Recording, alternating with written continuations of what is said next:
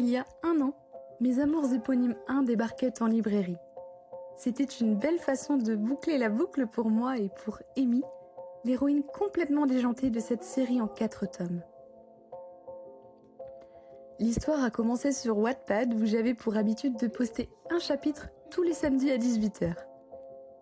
C'était un rendez-vous parfois difficile à honorer avec les cours, les moments que je gardais pour mes proches et les aléas de la vie, mais j'y tenais.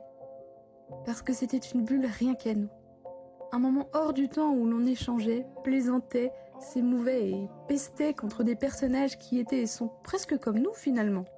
Ils hésitent, commettent des erreurs, se brouillent et se réconcilient au garde de leur rancœur, s'aiment, se détestent, se font confiance, se jalousent, se manquent. J'ai adoré chacune de ces sessions d'écriture passées avec eux et chacun de ces chapitres partagés avec vous.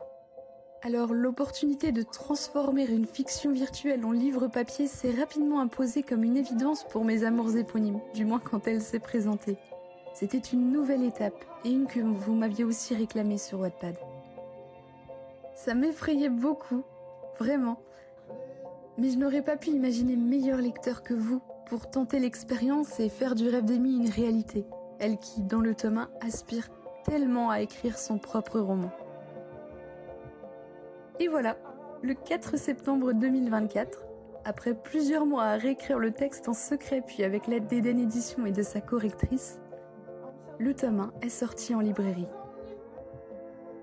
Depuis, chaque fois que j'aperçois Amy en train de préparer des crêpes avec amour, probablement pour Gabin, soyons réalistes, via vos retours ou sur ma propre bibliothèque, je me rappelle qu'on a le droit d'échouer, d'être fier de soi, de se tromper, de rêver, d'être triste, d'avoir peur.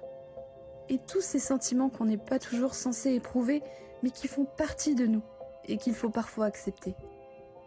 Parce que c'est, et ça a toujours été ça, Mes Amours éponymes.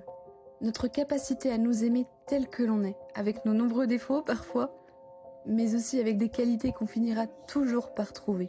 Alors joyeux anniversaire, MAE1.